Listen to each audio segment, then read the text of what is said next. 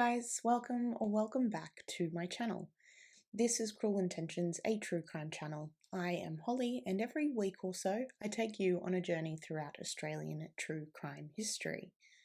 If you are interested in Australian true crime and you love a new channel that still just can't seem to quite nail down an uploading schedule, I am working on it, then consider hitting that subscribe button or don't. I'm not here to tell you what to do, I'm not your real mum, and I never will be. But the reason my schedule has been a bit messed up for the last few weeks is because I am working on a new additional video series for you, which I'm hoping to be able to share with you as of next week. But until then, let's dive into today's case. So today we're talking about Gina Agostinelli. Now, if you read the title of the video that you just clicked on, you probably know where this is going in a general sense, but Gina reported her husband Angelo missing after she hadn't seen him for a week. Now, this missing persons case quickly turned into a full-blown homicide investigation. So in late May of 1994, Sargeant Steve Chapple at the Millicent Police Station in South Australia received a call. On the other end of the line was Gina Agostinelli. Steve Chapple knew Gina. Her and her husband Angelo owned and operated the local Lakeside Caravan park and Deli. Steve had popped into the store on numerous occasions to pick up groceries or small goods or sometimes a cheeky Chico roll and sauce. It was the closest corner store from his home, and it was a local, and he'd gotten to know the owners very well. Gina told Chapple that her husband Angelo was missing. When she was asked the last time she'd seen him, she told Chapple that she had not seen her husband in over a week. Now, at first this seemed pretty strange to Steve Chapple, who wondered why she was only calling now if he'd been missing for that long. They worked where they lived. It wasn't like Angelo had to travel for work a lot, and he didn't frequently leave for long periods of time. Gina told Chapple, however, that this wasn't that unusual. They'd been arguing before he had left, and earlier in the year, after another particularly heated argument, Angelo had left before, and she hadn't heard from him for a few days. It ended up that he'd been going down to Adelaide to spend some time with family, so she just assumed that he'd done the same thing. But after he hadn't returned after a week, she knew something was wrong, so she'd made the call to the station. Steve Chapple immediately headed down to the Lakeside Caravan Park to take Gina's missing persons report in person. Gina told Chapple that on the 18th of May, the week before she'd called, she and Angelo had been having a domestic dispute, and she had literally told him, quote, to piss off. He'd picked up his phone, he'd dialed an unknown number, and she had heard him say the words, "meet me." He'd put his phone down, and then he'd just walked out of the caravan park and left. What Chapel found to be strange about this is that Angelo had not only left his phone behind, but he'd also gone on foot. He had left his four-wheel drive, a Toyota 4Runner, parked behind the deli. He had also not taken any clothes or other personal items with him. Chapple asked Gina what they'd been fighting about on the night, and she told him that Angelo had been talking about how he was bored with his life, and then he'd begun to get aggressive verbally, so Gina had told him to leave, and apparently he'd taken this literally. Chapple noted while they were talking that far from being the concerned wife, Gina seemed far more annoyed than anything else. But as we know in true crime, you never really know how you'll react to something, and you can't really base a theory solely on how someone reacts, but Chapple did say it seemed odd. Gina told the detective that she hadn't reported it earlier because he'd done this before. In February of that year, only a few months before, they'd had another bitter argument, and Angelo had taken off to visit with his family for a while to cool down. Gina hadn't heard from him for the first few days. But on that occasion, he had taken his car, and he'd also told her two sons from a previous marriage, Mark and Shane, where he was going. Gina then went on to tell Chapple that there was only one thing of note missing from the entire caravan, and it was $5,000 in cash that was usually kept in the safe. Gina said she didn't think Angelo could have taken it on the night that he left because the safe is inside the caravan, and she definitely would have heard him opening it to have taken the money. Now, this indicated to Chapel that Angelo had either pre-planned leaving his wife or that he may have snuck back in within the last week to take the money. But if the latter had been the case, then why would he have still left everything else behind? Chapel then asked Gina if Angelo had been involved with any other women, and Gina quickly confirmed that he had been seen having multiple conversations with a woman named Sandra who lived in the nearby town of Tantanoola, about 20 kilometres or 12 miles from Millicent. Gina wasn't sure if he would have run off with this woman. Again, he took no other clothing, no keys, and he'd left his car behind. Chapel headed out to Tantanoola anyway to see if he could speak with this woman. He actually knew of her through some health issues previously, and because, in his words, she had associated with a few men in the area. Like, I know this was the early 90s, but since when did seeing a few men mean that you're known to police? He drove the short distance to her home, but when he knocked on the door, there was no answer. No one was there. He spoke to some of her neighbours who told him that they had last seen her about a week before and that she had mentioned she was heading down to Adelaide for a while. Now, this was obviously very interesting information to Chapel because the timeline fit perfectly with when Angelo was last seen, and the fact that his family were located in Adelaide meant that perhaps Angelo had decided to leave everything behind, including his business, his car, his phone, his clothes, his belongings, and his family, to run off with Sandra. It seemed to Chapel that this would be a fairly cut and dry missing persons case and that Angelo would either come back home to pick up his things or he would be sighted and found relatively quickly. However, Chapel had previously been with the Criminal Investigation Bureau, or CIB, so he knew that there was still a lot more work to be done. His next step was to phone some of Angelo's friends, who said that they too hadn't seen the man in some time, but they did confirm Gina's story of him running off to Adelaide in February of that year. Chapel then spoke to some of Angelo's family members, who were all very surprised to hear that Angelo was missing. They hadn't heard from him in 2 weeks or so, and he had definitely not been to see any of them. Angelo's brother, Vikki Agostinelli, told police that Angelo was a loving husband and stepfather to Gina's sons. He knew that Angelo and Gina had had their tiffs and arguments, but it was nothing major. It was just the types of arguments that any husbands have with their wives. Vic, however, knew that Angelo loved his four-wheel drive and would never leave it behind. Vic told the police that Angelo wouldn't even let anyone else drive the car. Chapel asked as many questions to as many friends and family as he could. He phoned in-laws, family, friends, and even a close friend that Angelo had in Papua New Guinea, who told Chapel that there had been conversations about Angelo flying over to visit, but they'd never had any firm plans, and he hadn't seen Angelo in years.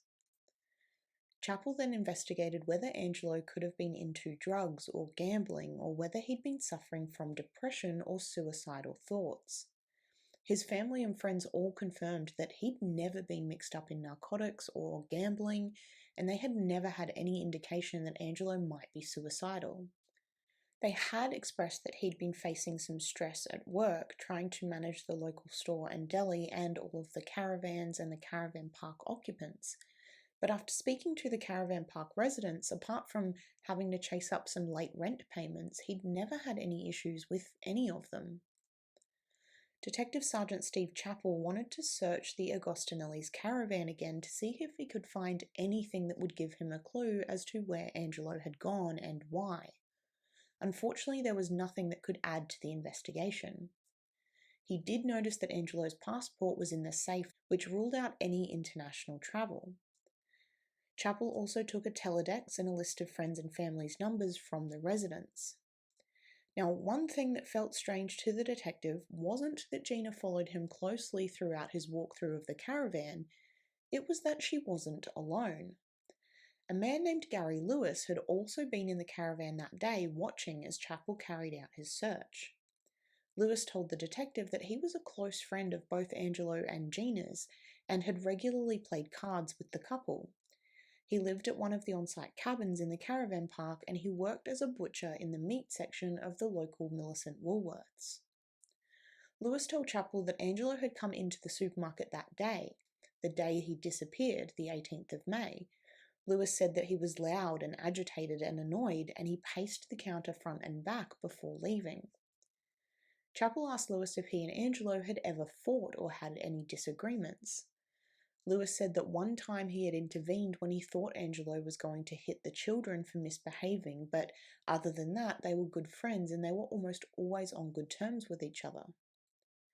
When Steve Chapple got back to the station that day, he once again spent hours on the phone going through the numbers in Angelo Agostinelli's teledex. Everyone he spoke to said the same thing. They hadn't heard from Angelo, they hadn't seen him, and they had no idea where he could be. Chapple had his team check at local motels, hotels, and pubs in the area to see if anyone had checked in paying cash that matched Angelo's description, but nothing came of it. They also checked Angelo's bank records and saw that his account had not been touched since the day Gina had last seen him. There had so far been not one trace of Angelo Agostinelli, and Chapple was coming to understand that maybe this missing persons case wasn't as cut and dry as he first thought. He assumed a few possibilities. 1. That Angelo had run off with Sandra or another woman. 2. That he had committed suicide, but this was seeming more and more unlikely the more people he spoke to. The third possibility was that Angelo Agostinelli had met with foul play. It was on the 28th of May when Steve Chapple decided that he needed to bring in members of the local CIB unit. It had been 10 days since anyone had seen Angelo and 3 days since Gina had called to report him missing. Chapple had so far followed every lead and turned every stone he could think of, but nothing had come up and he knew that he needed help. Senior Detective Joe Ryan of the CIB arrived the next day. Ryan had spent 15 years on the force, 7 of them in uniform and the last 8 as a CIB detective.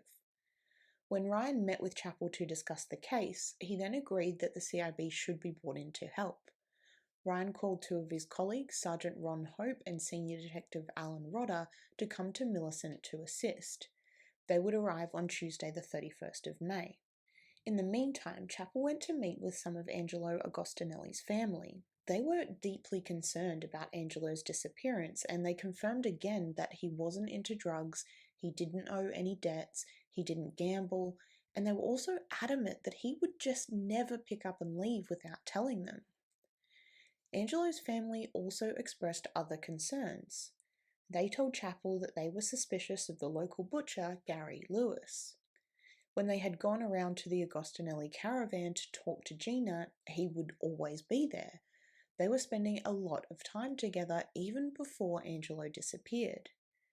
His family couldn't be certain that they were having an affair, but it seemed very strange to them that Gary was so ever present at the caravan. Chapple told Ryan this information and also that he'd spoken to members of the local community that had also heard rumours that Gina and Lewis were seeing each other on the sly. Now, Millicent is a small town in South Australia. There was only a population of 4,500 people. It was one of those country towns where everyone knew everyone and people talked. Rumours and gossip spread like wildfire, and one of the rumours going around town at the time was that Gina Agostinelli and Gary Lewis were having an affair. Now, of course, this at the time was just a rumour. Lewis and the Agostinellis were very good friends, and they did spend a lot of time together. They played cards regularly, they ate together, they had a few drinks outside Lewis's cabin or the caravan that the Agostinellis resided in. Now, while this was happening, Angelo's family, his parents and siblings, had penned an open letter to the local paper calling out for Angelo to make contact. The headline read, "Family begs for contact," and the letter read, "Dear Angelo, your wife Gina, your children Mark and Shane, your mum and dad, your brothers Vic and Aldo, your sisters Leah and Ida, and your friends are extremely concerned with your whereabouts, and more importantly, are praying that you're in good health. So please contact us urgently because we all miss your company and we need you to help us to continue to live a worry-free life." The paper also gave a description of Angelo and asked anyone with any information to contact the Millicent police. When Ron Hope and Alan Rodder arrived to relieve Joe Ryan, Chapple gave them a rundown of everything he knew so far. Hope and Rodda decided that they wanted to have a recorded interview with Gina to see if there were any inconsistencies with the story that she had given to Chapel a few times now. When the two detectives got to the Lakeside Caravan Park, they found Gina working in the shop and deli and asked if she would mind stepping out to have a recorded interview with them. She led the officers back to her caravan and they set the tape recorder on the kitchen table. They asked Gina to go back over her account of the last time that she'd seen her husband. She repeated the same story of them having a fight, Angelo picking up his phone and only saying 2 words, "meet me," and then leaving. He was wearing a dark jumper over his shirt with the words Lakeside Deli printed on the front. He was wearing long beige pants and black boots. She spoke in a monotone voice with no emotion and no feeling, but again, this alone was not an indication of anything. It only took Gina a few minutes to tell them her version of events, and the first question the detective asked after that was if she'd been having an intimate relationship with Gary Lewis, the butcher from Woolworths. Gina did not skip a beat. She replied simply and immediately with, "No, I haven't. We're just very good friends." It struck the detectives that she didn't seem surprised at all by the question. There was no double take, there was no indignation that they even ever thought she might have been cheating on her husband. Now, Gina may have already heard the rumours circulating the township and had been expecting the question. Detective Hope asked Gina about the phone call that she had overheard. She told him it was about 11:45 p.m. and Angelo had not said anything else, just the words "meet me," and then he'd hung up. Hope told her that he'd be checking with the telecom records the next day, but asked Gina if Angelo had said anything else, like where or when this unknown person was supposed to meet him. Gina said no, he'd only picked up the phone, said the 2 words, hung up, and put the phone down. She then told Hope that she had heard Angelo open the safe, so she assumed later on that that's when he'd taken the $5,000 cash, and then he'd walked out of the caravan and just vanished. Now, this was the first inconsistency in Gina's story. In the multiple times that Chapel had spoken to her, she had always said and been completely insistent that Angelo could not have taken the money that night because she would have heard him going to the safe, and she'd only discovered the missing money the day after he'd left. And now she was saying to Hope and Rodda that he must have taken it that night because she heard him going to the safe. It was almost a complete contradiction to what she'd said originally, and it cast a large amount of suspicion on the rest of her story. The last thing the detectives asked before they left was whether Angelo had any life insurance. Gina flippantly replied that she thought Angelo had 3 or 4 policies, but she didn't know how much they were for. Now, as it turned out, Angelo did actually have 4 life insurance policies, and he owned properties in Adelaide. His assets totaled nearly $500,000, but we will circle back around to that. Now, after wrapping up their interview with Gina, Hope and Rodda headed to Cabin 1 in the park to speak with Gary Lewis. When detectives were settled at Gary's kitchen table, Rodda told Lewis that they were investigating the disappearance of Angelo Agostinelli and immediately asked if Lewis was having a relationship with Angelo's wife, Gina. Lewis repeated Gina's sentiments that they were just very good friends. The 3 would hang out, they'd play cards, and that Lewis had actually only recently separated from his own wife and they were still just trying to sort things out. Lewis told them that he and Angelo were good friends. Angelo would often come down to the supermarket when he was working, and the 2 would have lunch together or just talk for a bit. Lewis confirmed that he had seen Angelo earlier in the day on the 18th of May and that Angelo had seemed upset about something. He was flustered and agitated and told Lewis that he was bored. Lewis told detectives that Angelo had a fiery temper, and it was often the case that you saw him one day and he was good and laughing and enjoying life, and the next he was quiet and brooding and difficult. Lewis said that Angelo was no nonsense. He was short and he was brash with almost everyone he knew, but that the 2 of them never really argued. Hope and Rodda then questioned Lewis about the woman, Sandra, that Angelo was rumoured to be having a relationship with. Gary said that he and Gina thought that Angelo might have gone there, so the previous weekend the 2 of them had actually driven to Tantanoola to see if Angelo had been at her home, but they'd found no one there. Lewis said that since Angelo had disappeared, Gina had been worried, and he'd actually gone to her caravan some nights and stayed in the annex there because Gina had called him to say she was scared and it seemed like she needed the company. He told them that they would sometimes go on long nighttime strolls just to leave in her anxiety, but those were always innocent in nature. They were simply just really good friends. Rodda, who was becoming more and more suspicious that Gary Lewis and Gina Agostinelli were having an affair, said to Lewis that it had entered their minds that he and Gina had gotten together and that they'd done away with Gina's husband. Gary Lewis laughed this off, telling the detectives that of course they would think that. They're cops. Cops always think the worst. He supposed it was their job to do that. The detectives chatted to Lewis for another few minutes before wrapping up the interview. Now, as they were preparing to leave, Lewis asked them a very odd question.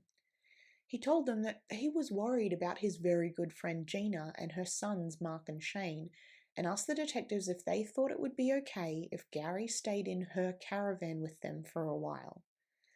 The detectives were incredulous at this question. They asked Lewis if he really thought that was a good idea, considering the rumours around town and the questions they'd literally just asked him. Eventually, though, they told him that they couldn't stop him from doing that, and ultimately the decision was up to him. As Hope and Rodda left the Lakeside Caravan Park that day, they knew something was amiss. Angelo had left, apparently after telling someone to meet him, but not where or when. He left behind his beloved car and his phone. There were 2 different accounts from the same person, his wife, about whether or not he took money with him that night, and no one had seen or heard from him since. His bank accounts hadn't been touched, he wasn't in any local pubs or motels, he had simply vanished without a trace. And of course, Gina and Gary's actions and responses made it pretty clear to the officers that they were most likely sleeping together. The next day, as they'd told Gina, the officers attempted to get the phone records for Angelo and Gina's phones. Unfortunately, the line hadn't been connected to the correct dispatch, and so the calls at that particular residence could not be checked. This was a major setback in the case.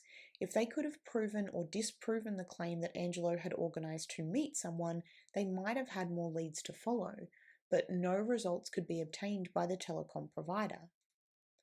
They did, however, manage to track Sandra down on the 2nd of June. Angelo had now been missing for 2 weeks, and when detectives were finally able to question Sandra, she seemed genuinely surprised at the news that Angelo had ever even been reported missing. She told police that she had been to the Lakeside Deli a few times and had chatted to Angelo on those occasions, but that's as far as their friendship had gone. On Friday the 3rd of June, another CIB detective by the name of Kurt Slavin had joined the investigation. He had heard about the case from his colleagues who had been making the 100-kilometre or 160-mile round trip each day to Millicent from the Mount Gambier CIB headquarters and back, and it had attracted his interest. Now, the superiors there had told the teams that they needed to not waste too much time or resources on the case because they had other cases that needed their attention. It was, to the higher-ups, simply a case of a man walking out on his wife, a man that obviously did not want to be found.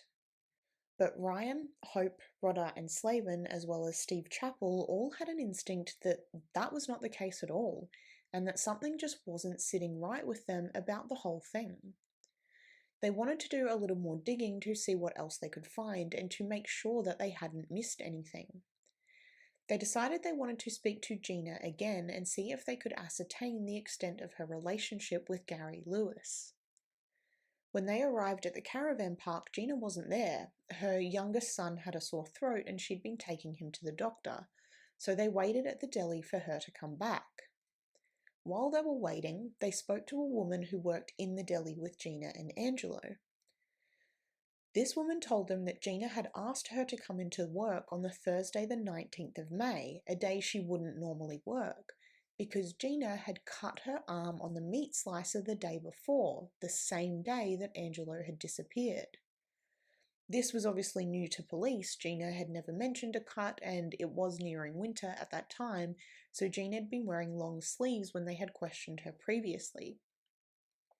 Now, funnily enough, that same day that the detectives learnt the information, Steve Chapple had heard the same thing from his own wife, who had heard it from someone else at the local hairdresser. Like I told you, it was a very small town. When Gina returned from the doctor's, Kurt Slavin introduced himself and then said to her, "We hear you've cut your arm." It was at that point that Gina became nervous. Her hands started to shake as she rolled up her sleeves to show the officers a long, deep, jagged cut near her right wrist. The detectives asked Gina how she got the cut, and Gina took the men to out front of the deli and explained to them that she hadn't, as she'd told the woman, cut her hand on the meat slicer, but that when she'd been arguing with Angelo, he had grabbed a kitchen knife and cut her along the arm when she'd raised a hand to point a finger at him. She said that she hadn't told them earlier because she didn't want to get Angelo into any trouble. She knew it would be classed as assault. And she also didn't want his family to know about it either. Who she did tell, though, was, of course, Gary Lewis. After Angelo had left, she had run over to Lewis's cabin after wrapping her arm up in a green towel, and he had taken her to hospital to have the wound treated. When they had returned from the hospital, Lewis had stayed for a while at the Caravan and had a cup of coffee. Rodder stayed with Gina to take a formal statement while Slavin and Hope went back over to Lewis's cabin to speak with him about this new revelation. Gary readily admitted to knowing about the cut and knowing that it had been inflicted by Angelo the night that he had left. He hadn't said anything to police about it because Gina had begged him not to. He told the detectives that when he'd gone back into Gina's caravan, they'd stayed up for a while drinking coffee and talking, and that he'd left at about 5 a.m. the next morning. Now, Slavin ran a few scenarios past Lewis involving foul play, and Gary Lewis calmly denied all of them. Slavin would say later that he seemed far too calm in responding to the illicit and gruesome scenarios that they were putting to him. Slavin was known to say that if it had been him in Lewis's position, he would have been emphatically denying everything and probably would have requested a lawyer. Basically, the detectives were accusing him of doing away with his friend, and Gary Lewis was just like, "Nah, I didn't do that." Now again, we can't really judge people's reactions to things. If they show no emotion, then they're cold and heartless, and if they show too much, then they're putting it on and it seems fake. It's very hard to gauge the appropriate reactions to things like this because there's no standard, there's no rule book for how to react when someone goes missing or is murdered. But things just weren't adding up to the detectives. Now, because Gina had been injured and quite badly and Angelo had disappeared, it was now important to have a crime scene examiner come in to take a look at the caravan.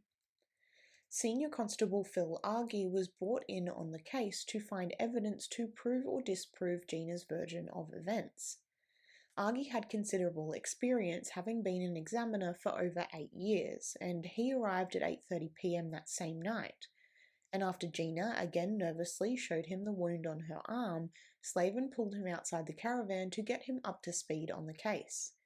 He explained that they had a missing husband, a wife who claimed that he'd cut her with a kitchen knife, and another party to all of this in one of the cabins in the park. Now, luckily, the caravan was small, so it didn't take long to do a search of the residence. The first thing Argy needed to do was question Gina about where she'd been standing when she was cut and what weapon had been used. She told him she'd been standing near the kitchen, and she also pulled out a kitchen knife from one of the drawers. She told Argy that this was the knife that Angelo had used to cut her. The cut on Gina's arm was very deep and it looked like it had almost reached the bone. Argy knew from experience that this sort of injury would have bled profusely, but when he searched the caravan, he could only find a couple of spots of blood on the carpet. These small spots, however, looked quite aged, and Argy surmised that they had been there for quite some time, much longer than the couple of weeks that Angelo had been missing. From the size of the laceration on Gina's wrist, he would have expected a far larger amount of blood, either under the carpets or caught in the linoleum, perhaps even traces in the sink if she had cleaned the cut, or on other parts of the caravan, but he couldn't find any traces of other blood anywhere in the residence. The next step was to search Angelo's beloved four-wheel drive. The interior of the vehicle turned up nothing, but when Phil Argy flipped down the back tailgate, he saw a few spots of faint blood staining. Of course, he took samples of this to test, but even if it was Angelo's, there wasn't nearly enough for probable cause to seize the vehicle. When the detective spoke to Gina again, it was to find out what vehicle she had been taken to hospital in. Gina had said that because Angelo had left his keys in the Caravan, she had Gary Lewis drive the four-wheel drive with her in the passenger seat to the hospital. The officers did not let on that they had found blood on the inside of the tailgate, but asked Gina if she or Gary had been anywhere else in the vehicle that night or at any time following Angelo's disappearance. Gina confirmed that she hadn't, and as far as she knew, neither had anyone else. Argy asked her if anyone else had ever bled in the vehicle, and Gina told him that she couldn't think of anyone. There was one time that their dog had been injured, but they hadn't taken Angelo's car when they'd taken it to the vet. Argy then asked Gina if she would be able to provide them with the green towel that she said she had wrapped her arm in the night Angelo had left. She told him that she didn't have it. In the days following Angelo's disappearance and Gina coming back from hospital, one of her neighbours, Helen Miller, had offered to help her out with work and chores, and she had given Helen the towel to wash for her.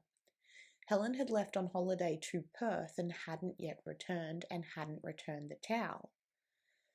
The officers' suspicions were growing, and they thought that both Gina and Gary might have had something to do with Angelo's disappearance. If they'd done something to Angelo, the back of the four-wheel drive would have been large enough to transport the body, to dump it somewhere. But where? Now, this was a good theory, but they didn't have any proof. The detectives reluctantly left the Lakeside Caravan Park, and although they were suspicious and they wanted to seize the vehicle, they couldn't. They didn't have enough evidence, and so they had to leave it there. Back at the station, Argy was calling in more officers from the crime scene division to help with a more extensive search of the vehicle, and Hope and Slavin were calling the local hospital to check on Gina's story of turning up there in the early hours of the morning on May the 19th. A doctor from the Millicent and District Hospital and Health Service confirmed that they had sutured a deep gash on Gina Agostinelli's arm that night.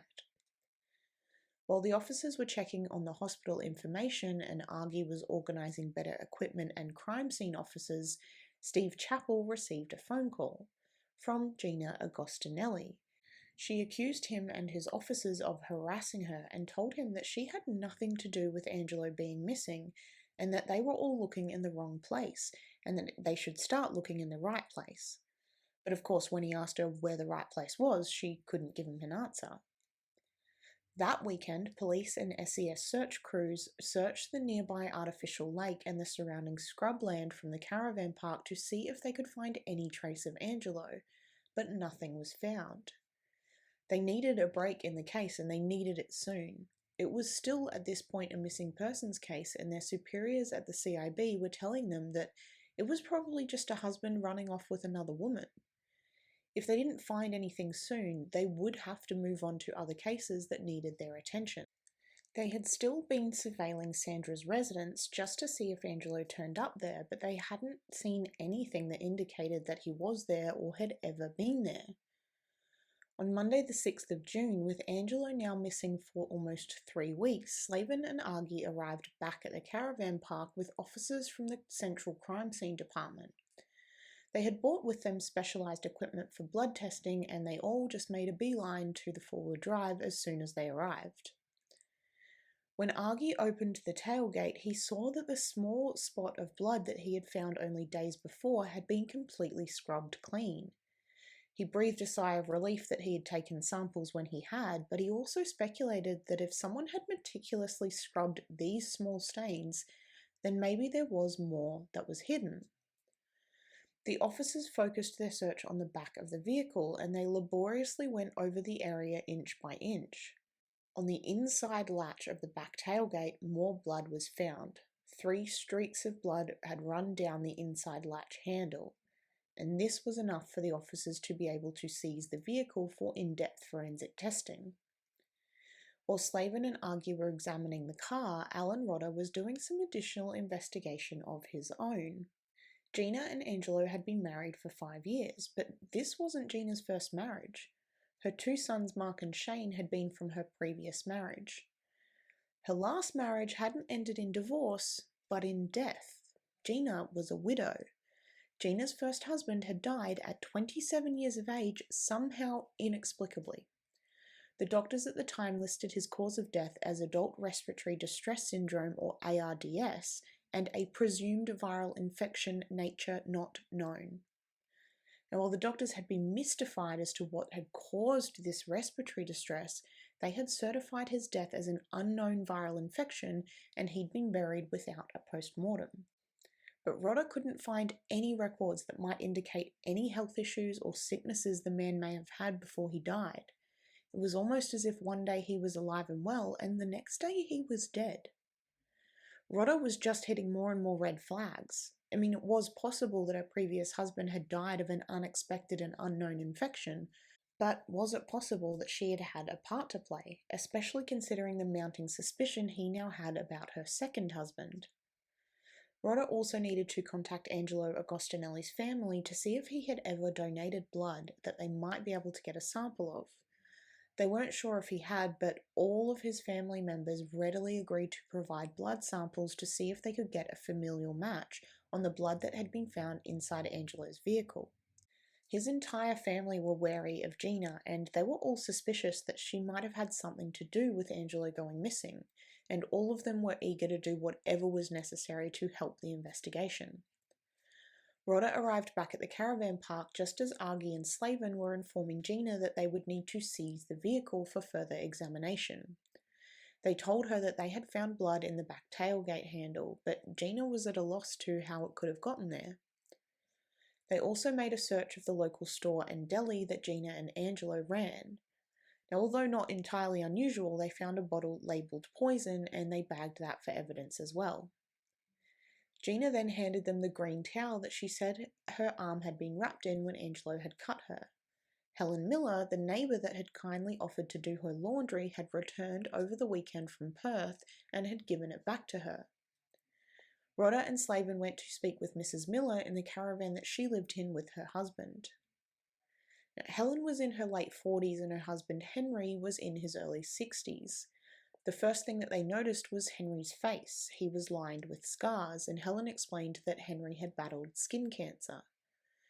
Once the 2 detectives were once again settled around a kitchen table, they asked Helen how she came to be in possession of the green towel. Helen told them that she had woken up at about 5:30 a.m. on the 19th of May, and she'd been heading over to the amenities block of the caravan park for a shower when she had seen Gina. Gina had called her over to see if she would mind helping out at the deli that day because she'd injured her arm the night before. Helen said she'd be happy to help, and she also offered to help with Gina's laundry if she needed it. Gina had politely thanked her and handed her the green towel that had been covered in Gina's blood from the cut to wash for her. Helen said that the towel wasn't needed back immediately, so she had gone to Perth on holidays and she'd returned it when she'd come home. Back at the police compound, the tailgate of Angelo's vehicle was being stripped down. Not only were there the small streaks of blood in the latch inside the handle, but in the slim gap where the back window wound into the tailgate, Argy and the forensic officers found 10 cubic centimetres of congealed blood within the cavity. It was a clear indicator that someone had been in the back of the vehicle, someone who was bleeding heavily. The blood was sent to the Adelaide Forensic Facility for testing and typing, and the officers eagerly awaited the results. The following day, both Gina Agostinelli and Gary Lewis were both asked to go into the local clinic to give blood samples, and they both readily agreed to do this. It was crucial to rule out both of them as the person that the blood in the back of the vehicle might have belonged to. Later that same day, Argy got a call from Henry Miller, Helen's husband. Henry wanted to come forward with some information. He told Argy that Angelo Agostinelli had been fixing up one of the on-site rental caravans in the park a few weeks back. He had reversed his four-wheel drive up to the caravan and had been using the tailgate as a makeshift workbench while he replaced some of the pop rivets in one of the rusted window frames. While Angelo had been using the drill, he had cut himself, and Miller remembers seeing Angelo with a trickle of blood running down his arm. Argy went back to the caravan park to examine and photograph the caravan window in question. Henry Miller told him while he was there that when Angelo had cut himself, he'd gone to the vehicle and fixed himself up with a band-aid. Mr. Miller said that he was prompted to come forward with this information when Gina had told him that blood had been found in the back tailgate of the vehicle. But when Argy examined the window frame, he found no traces of blood, and if the cut had been superficial enough to fix up with a band-aid, then it definitely wouldn't account for the large amount of blood found inside the gap of the tailgate and window. And if the tailgate had been down at the time, being used as a workbench, and Angelo had fixed up the wound then and there, then most likely blood wouldn't have gotten inside that latch handle.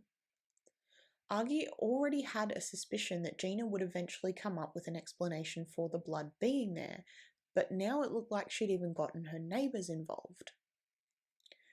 Over the next couple of days, Sergeant Ron Hope was appealing to the Major Crime Squad in Adelaide for permission to install listening devices in both Gina Agostinelli and Gary Lewis's residences, in hopes that they would overhear the couple talking about what had happened to Angelo. On Thursday the 9th of June, all of the officers and detectives involved in the case met at the Millicent police station to go through what evidence they had so far and to work out what their strategy would be. They had been given the all-clear for the recording devices to be planted in both Gina's caravan and Gary Lewis's cabin. Now, Gina had both of her children and her parents staying with her at the time, and even though officers had taken Gary and Gina in for further questioning while they attempted to plant the devices, they were only able to get one recording device into Gary Lewis's cabin undetected. They had to wait until Gina's caravan was empty before they'd be able to bug it.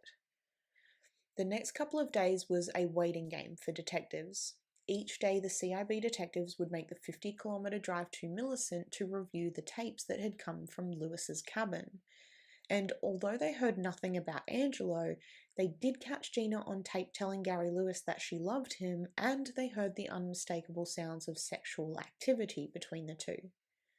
It confirmed what they had pretty much suspected the whole time, that Gina and Gary were having an affair. Turns out they were really, really, really good friends. Now, officers were still waiting on the results of the blood samples from Adelaide, and because of the lack of evidence, they still weren't able to rule out that Angelo had just run off somewhere. It was more and more unlikely every second, but it couldn't be ruled out with any actual certainty. They were still surveilling Sandra and were still keeping an eye and an ear out for any information or sightings of the man. They were also maintaining a constant presence at the caravan park and Deli. Now, if there was even the slightest chance that Angelo was alive and well somewhere, the police thought that their best chance of raising awareness or reaching him was the news media. So on Sunday the 12th of June 1994, they organised a televised plea for his return with Angelo's family and Gina. Angelo's brother Vic and his wife, and his sister Ida and her husband arrived from Adelaide to meet Rodder and Slavin at the Millicent police station. They were taken to the caravan park to meet Gina and film this heartfelt plea for his return. Angelo's brother was hesitant to meet with her. He told the detectives, "I don't want to see her because she killed my brother."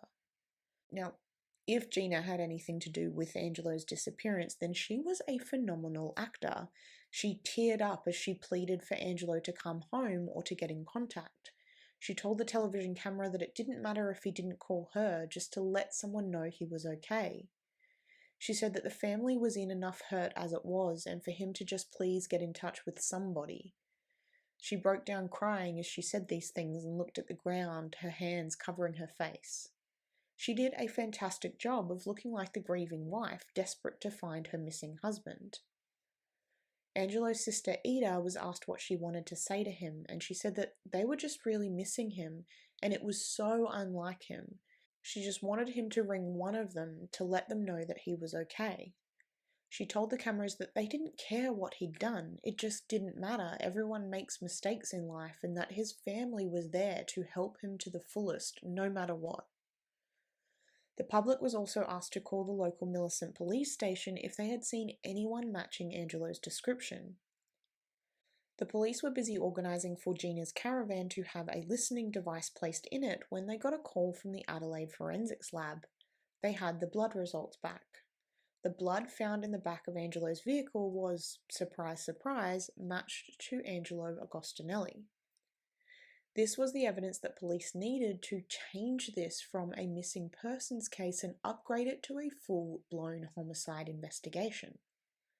Slavin and Rodder were still travelling backwards and forwards each day from Mount Gambier to Millicent to review the tapes coming from Gary Lewis's cabin. They thought at some point, considering the evidence that they had found and the press release that the Agostinelli family had held, that Gina and Lewis would eventually talk about what they had done with Angelo. But what they did end up hearing surprised them. On Tuesday the 14th of June, when reviewing the audio for the day, they heard Helen Miller enter Gary Lewis's cabin. Helen told Lewis that she wasn't coping, that she wasn't strong enough to handle what had happened. Lewis suggested that she do what he was doing, taking yoga and meditating to stay calm. This interaction shocked police. Could Helen Miller be involved in what had happened to Angelo? They had managed to place a listening device in Gina's caravan during the week while the family was in the Deli, but Gina's parents and children were usually in the van, so they hadn't heard anything of note there, and they needed more to go on. A few days later, on Sunday the 19th of June, Hope organised a search of the nearby Canunda National Park. It would be the ideal place to dump a body, and from what the detectives already knew, it seemed highly likely that Angelo had been murdered and transported somewhere in his own vehicle.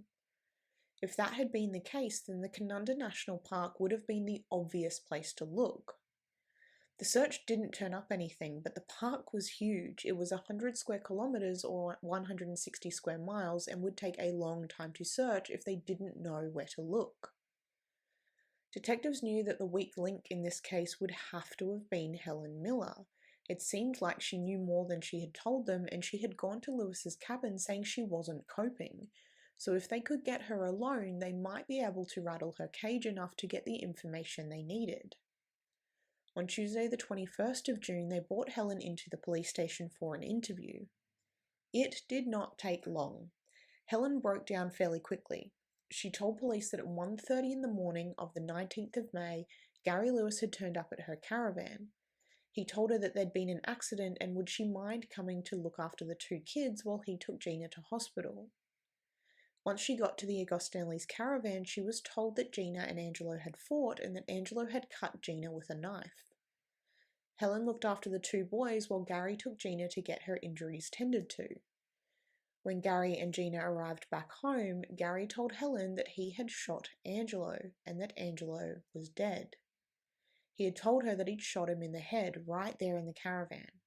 Helen remembered clearly that she thought this was strange because there was no blood, but she was in shock at what she had heard, so she didn't question it.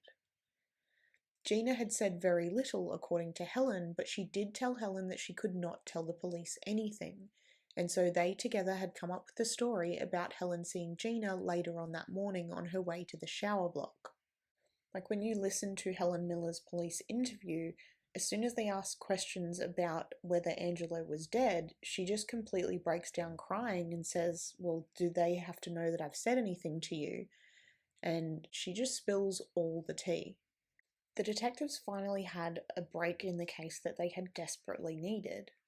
They told Helen to take her husband and go and stay with some family instead of going back to her caravan, and then police converged on the Lakeside Caravan Park and Deli. Detectives Alan Rodder and Joe Ryan went to Gina's residence, and Ron Hope and Kurt Slavin went to speak with Gary Lewis. When Hope and Slavin arrived at Lewis's cabin, Slavin said to Lewis, "Well, you told Mrs. Miller that you killed Angelo."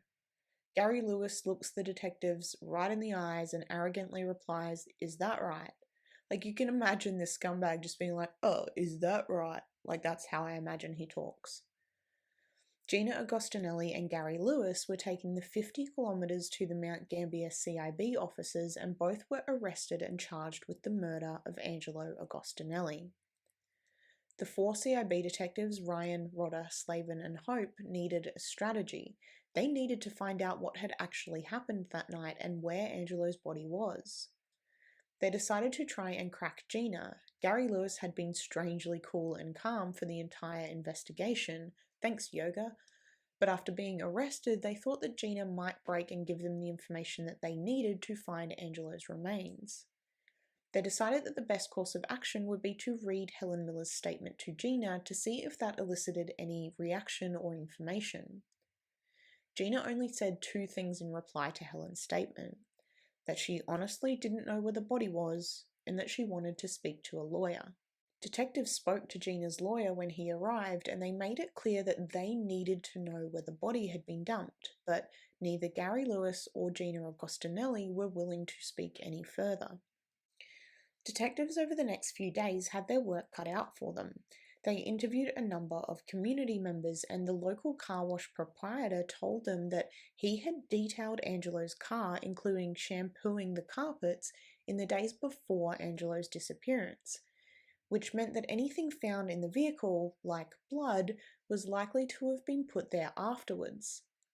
Officers also spoke to Lewis's boss at Woolworths and found out that he had taken home some strong cleaning detergent and chemicals a few weeks back. Wonder what that could have been for. The detectives also went back to see Helen Miller to see if she had held anything back in their first interview and if she could provide any further information. Helen had actually prepared a written statement for the police, and in that statement she said that not only had Gary Lewis shot Angelo, but that he had also stabbed him. Apparently, as far as she knew, Gina had been holding Angelo when Lewis had stabbed him, and that's how her arm had actually been cut. Now, the police wondered what else Helen could have been keeping to herself, and in the meantime, more officers in the search and rescue team had been scouting the Canunda National Park and the dump that was located next to it. The dump also contained an offal pit, a locked pit that was used by butchers in the area to dispose of animal carcasses and the offal that was not consumed. All of the butchers in the area had a key to this offal pit, including Gary Lewis. Now, as I said before, Millicent is a small town, and once Gina and Gary were arrested for murder, the town went a little postal with one particular rumour that Gary had killed Angelo Agostinelli and then had taken his body to work with him and disposed of him using the meat grinder in the butcher department of the town's Woolworths. For a long time, residents actually avoided going there because they thought they were literally going to be buying meat made out of human. A couple of elderly ladies in the area reported buying meat from the butcher section that smelled funny and didn't look normal. People today can still remember the fear of buying mince that might have contained part of Angelo Agostinelli. The search had still turned up nothing, and to cover such a large area was time-consuming, and without an exact location, officers were concerned that they might never find Angelo's body. Kurt Slavin decided to call Gina's solicitor in a Hail Mary attempt to persuade her to reveal where they had dumped it. He told the lawyer that if they were able to get the information from Gina, it would be much better for her because she would be seen to be being cooperative, and of course it would also save Angelo's family distress and heartache over not being able to bury a beloved family member. Now, later that day, Gina's solicitor called Slavin back and told him that Gina had agreed to take them where they had dumped Angelo, on the condition that she was not to be asked any questions. The detectives agreed and went to pick up Gina and her lawyer in the police car. They were accompanied by members of the Major Crimes Unit, and they headed down the dirt track into the Canunda National Park. As they drove over the bridge on Bellavacqua Ford Road, Gina told detectives that this was familiar to her. Now, they kept driving, but after only a few minutes, Gina told them to stop, that they weren't going in the right direction. The detectives were frustrated. Only minutes before she had recognized the landscape, and now she was saying that they were in the wrong place. Gina whispered to her lawyer in the back seat, and her lawyer told the detectives that Gina had changed her mind, and she wanted to be taken back to the police station.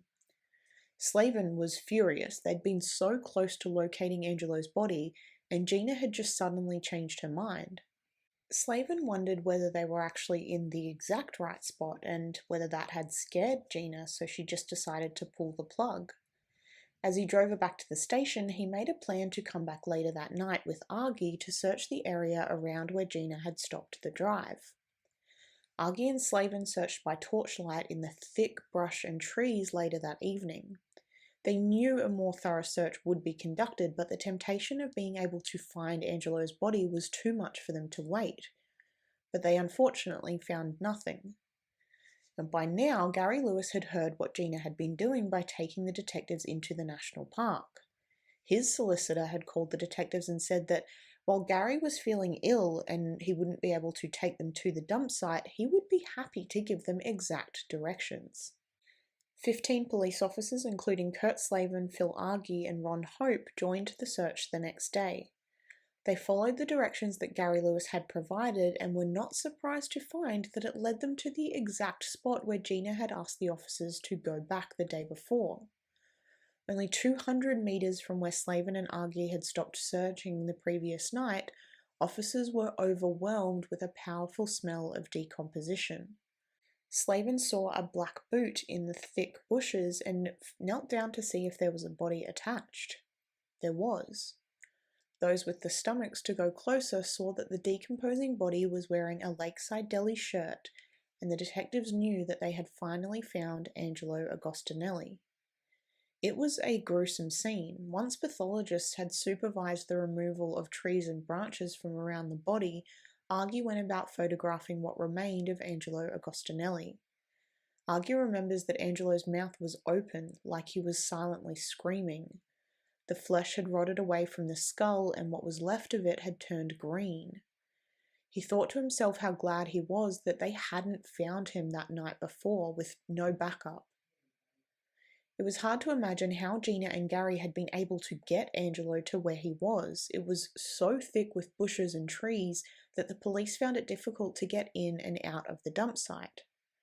Angelo had been hastily covered with some other tree branches to try and conceal him, and the officers and pathologists needed to spend a fair amount of time hacking away at the foliage to even think about getting Angelo out of there.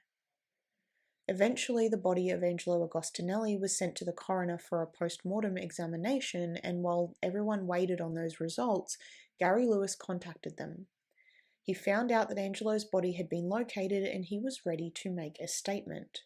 He told them he would give a full confession. What Gary ended up telling detectives would not only shed some light on what might have actually happened to Angelo, but it would also lead to the arrest of 2 other people. Gary told detectives that he and Angelo had initially been friends, but the more he hung around with the Agostinellis, the more he noticed Angelo's violent mood swings. He would always be fighting with Gina, and Gary also alleged that Angelo was violent towards her children. He said Angelo was always at them, and Gina had confided in Gary, which led the 2 of them to get very close. Gary said that Gina on many occasions had said that she wanted her husband dead.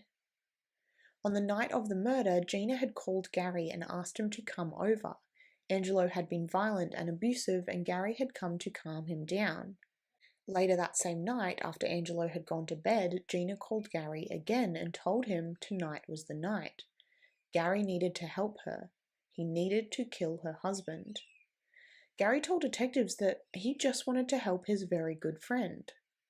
Angelo was lying in the bed and Gina brought Gary into the small bedroom and told Gary to do it. She left the caravan.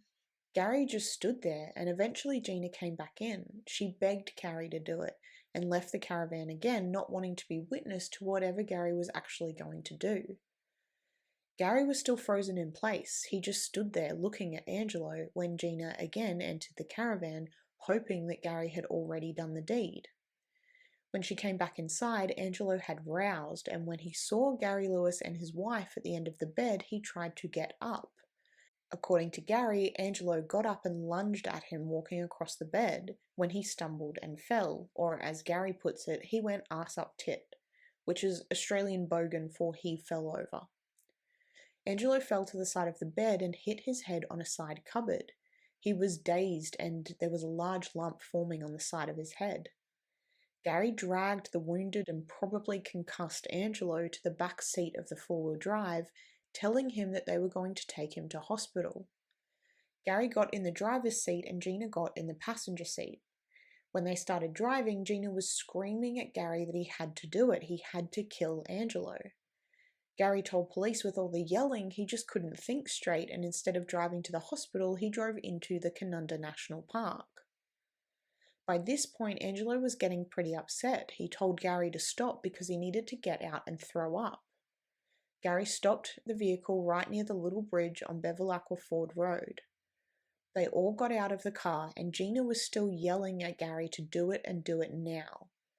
According to Gary, he still just couldn't think. He just pulled out a knife and turned around and he stabbed his friend. He then loaded Angelo's body into the boot of the truck and kept driving. He said that when he had stabbed Angelo, he must have gotten Gina as well, and that's how she'd actually got the cut on her arm. They drove for a little while longer before stopping, and Gary pulled Angelo out of the boot and dragged him through the bush off the side of the road, and then left him there. Now, Gary had one last piece of interesting information to share. This was not just an impulse of Gina's that she'd had that night. Gina had apparently been trying to kill her husband Angelo for months by poisoning him. But she hadn't been doing this alone. 49-year-old Helen Miller and her 24-year-old son Adrian had been helping her. Gary told police that for months Gina, Helen and Adrian had been discussing how to do in Gina's husband. Helen had told Gary that she had been crushing up antidepressant tablets and putting them into baked goods that she'd been giving to Angelo. Gary said that Helen and Gina had talked multiple times about offing both of their husbands, as Helen had been getting sick of how short and harsh her husband had been getting since getting skin cancer. At that point, Gary's police interview was interrupted and Joe Ryan left to take a call that had come in from the pathologist. The post-mortem on Angelo's body had been completed. The examiner had found 5 separate stab wounds. 3 of them had struck his ribs and 1 of them had punctured his heart. They also found that Angelo's head had been crushed by a large weapon above and around his right eye, a weapon that would have to have had a circular striking surface and was thought to be a hammer, perhaps a sledgehammer or mallet. They had found that Angelo's skull had been broken into 9 different pieces. The head wounds alone would have killed him, and there were far more injuries than Gary had admitted to. When Ryan re-entered the interview room, he immediately asked Gary how many times he had stabbed Angelo, and Gary had said, well, just once. He stuck to his story about Angelo falling and hitting his head on the sideboard in the Caravan bedroom, and also denied stabbing the man any more than just the one time. But the head injuries were so brutal that there was no possible way that Angelo could have sustained them by hitting his head on a cupboard, and obviously the knife attack had been far more violent than Gary was willing to admit. But Gary continued to deny bashing Angelo's head in and still stuck to the 1 stab wound. The police wrapped up this interview and knew that they needed to once again speak with Helen Miller. The next evening, they brought Helen in for another interview, and she immediately implicated her son Adrian, who was also brought in. Between them, the police were able to piece together the murder plot against Angelo Agostinelli that had been in the works for far longer than they ever realised. Both mother and son Miller admitted to helping Gina plan Angelo's murder, and they also both told the police that Gary Lewis had been involved from the very start. They both said that they had only gotten involved because they wanted to help Gina. Helen said that she had a strong maternal instinct and had come to think of Gina as kind of a daughter. When Gina had come to her saying that Angelo was abusive and violent, Helen had agreed to help her, and so had Adrian. She knew Gary had been in on it because Gary had been the first one of them to obtain drugs to administer to Angelo. The initial plan was to drug Angelo and then kill him or make him overdose on the drugs. They had also discussed dumping Angelo's body in a marijuana crop that they knew of to try and make it look like a drug-related crime. Gary had obtained 200 milligrams of diazepam or Valium and had given it to Angelo mixed with cola and coffee, but this had only caused Angelo to slur his speech and hadn't been enough to knock him out. On another occasion, Gina had handed Adrian Miller $600 to buy drugs that might do the job. Adrian had been travelling to Melbourne and back making money as a sex worker in the bigger city, so he knew where he could obtain narcotics. Adrian told police that at this point he got scared and he wanted out of the arrangement, so instead of getting hard drugs or something that might actually kill Angelo, he had spent the money on some speed, a methamphetamine, instead. When he returned, some of the drugs had been given to Angelo mixed with his drinks. It got him high and it also caused him to have a splitting headache the next day, but did not have the desired effect of knocking him out or causing him to overdose.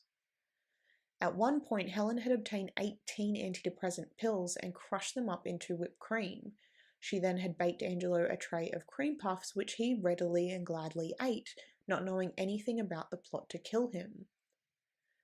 Helen went on to tell detectives that the night of the murder, Gina had drugged Angelo's dinner, which is why he'd been so dead asleep and then dazed and confused when Gary had come into the bedroom.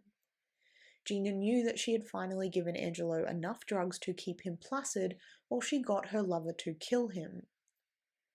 When police checked this information against the toxicology report that had been completed on Angelo's body, they were able to see a large amount of diazepam in his system, the same drug that Helen and Adrian both told police that Gary had obtained from a chemist. Adrian Miller also told the detectives that Gina had said that she wanted Angelo dead because she didn't want to put up with his behavior anymore, and that in a divorce she would only get half of what he owned, and she wanted all of it. The life insurance, the houses he owned, she wanted everything, almost $500,000 in payoff. Helen and Adrian Miller had one last thing to tell detectives.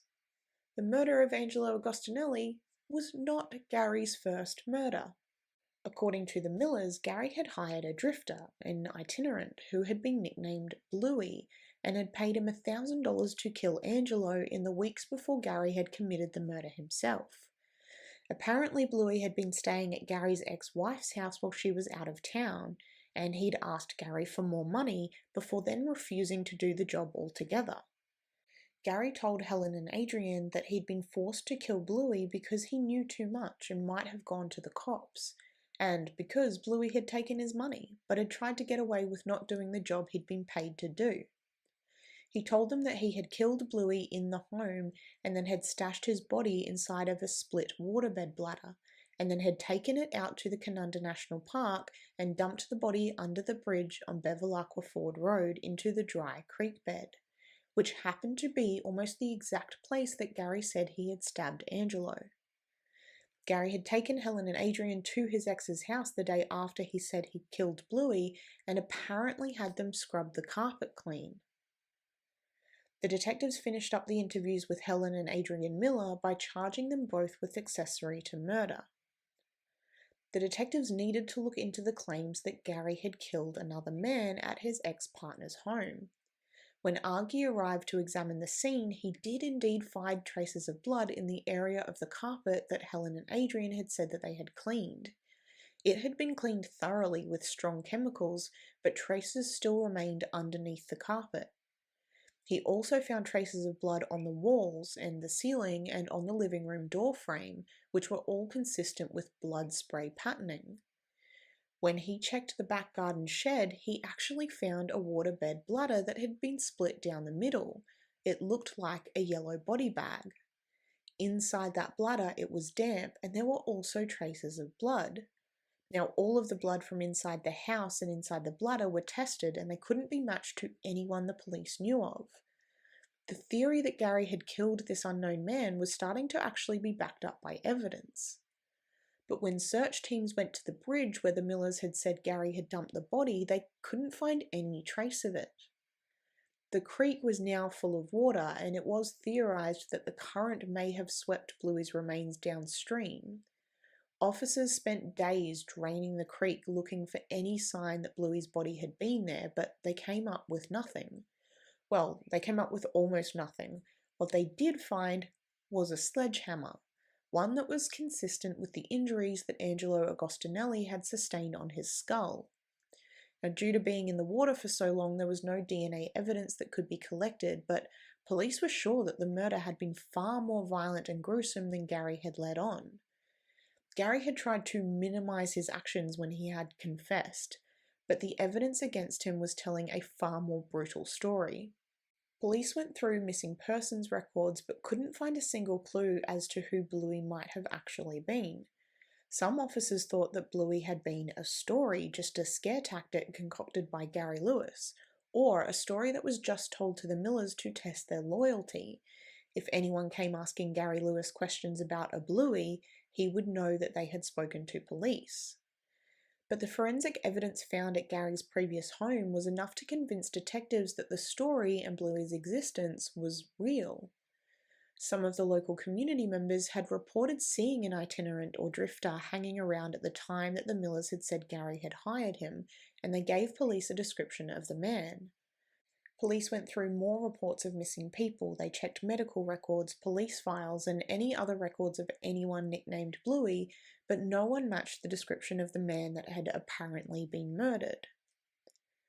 Gary, in another police interview, told detectives that he had made up the story. The Bluey character had been invented by him. It was a George Glass situation. It was to get the Millers off his back about killing Angelo. He told them he didn't know anything about blood at his old place. He didn't live there anymore. To this day, the identity of Bluey remains a mystery, and some still wonder if he ever existed at all.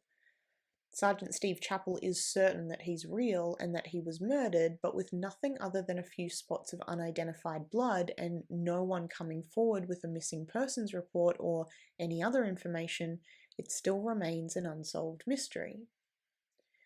In February of 1995, Gina Agostinelli and Gary Lewis went on trial for the murder of Angelo Agostinelli. Helen and Adrian Miller both pled guilty and were both witnesses for the prosecution of Gina and Gary. Helen received a 4-year jail term with a 1-year non-parole period, and Adrian received a 1-year suspended sentence and a 3-year good behaviour bond. A week after Gina and Gary's trials began, Gary Lewis changed his plea to guilty, and 1 day later, Gina Agostinelli did the same thing. They were both given life sentences and both given a non-parole period of 20 years. Judge Robert Moore described the killing as premeditated and cold-blooded murder. Gina's solicitor claimed that Angelo was a violent husband and stepfather who hit her children. Although no evidence was presented to this fact and no testimony to support this, there was only the claims that were made by Gina herself, Gary Lewis, and Helen Miller. Gina had decided not to testify on her own behalf, and although they had originally planned for her son Mark to testify, she didn't think it would make a difference, so she changed her mind. Now, on appeal, both Gina Agostinelli and Gary Lewis's non-parole periods were reduced. Gina claimed that the reason she had not testified and the reason that she had not allowed her son Mark to testify is that the judge in her trial had interrupted her solicitor on many occasions, asking what the significance of Angelo's behaviour towards the children had on the brutal murder that had been committed. He refused to hear the evidence against Angelo, and it was that had confirmed to Gina that having Mark take the stand wouldn't make any difference. I mean, look, I'm not making any excuses for him. If Angelo had been abusive towards her and her children, then there should be severe consequences for that. There is no excuse, like absolutely no excuse for domestic violence. And I know it's not always easy to leave your partner or to come forward, but arranging to have him killed and then being part of the murder, I just feel like there are so many other steps that you could take before you take that one. Now, as of 2015, both Gary and Gina have both been released from prison, and for once I just love a life sentence in Australia to mean a life sentence. Now, sadly, before Gina and Gary's trials even started, the woman that had been rumoured to be having an affair with Angelo and the woman that police had been following and surveilling for months, Sandra, took her own life. She was found to have hanged herself in her own home. It's not known why, but rumours and gossip did follow her everywhere she went in 1994. Maybe she couldn't escape it. It could have been completely unrelated, but surely that would have caused some stress in her life. I think the other thing that is also sadly forgotten is that Gina did have 2 young sons. They have to now live with the fact that their mum organised the murder of their stepfather, and they had to grow up without both of their parents. Hopefully Mark and Shane have been able to move on with their lives and live relatively normally. And by the way, the police did try to dig deeper into the death of Gina's first husband. It is highly possible that poison could have caused his unknown viral infection or spontaneous respiratory disorder, but due to the amount of time that had passed since his death and this investigation, there would be nothing that would show up on a toxicology report. But there is a reason that someone is labelled a Black Widow. But that's it. That is the case of Gina Agostinelli and Gary Lewis and the murder of Angelo Agostinelli and maybe Bluey. If you are so inclined, let me know what you think about Gina's first husband, about the existence of Bluey, about the appalling reduction in non-parole periods for these clowns. I will be back next week to bring you more Australian true crime, so I hope to see you guys in the next episode, but until then, be good, be safe, and don't murder anyone. And also don't arrange anyone's murder, because that's pretty bad too. Bye.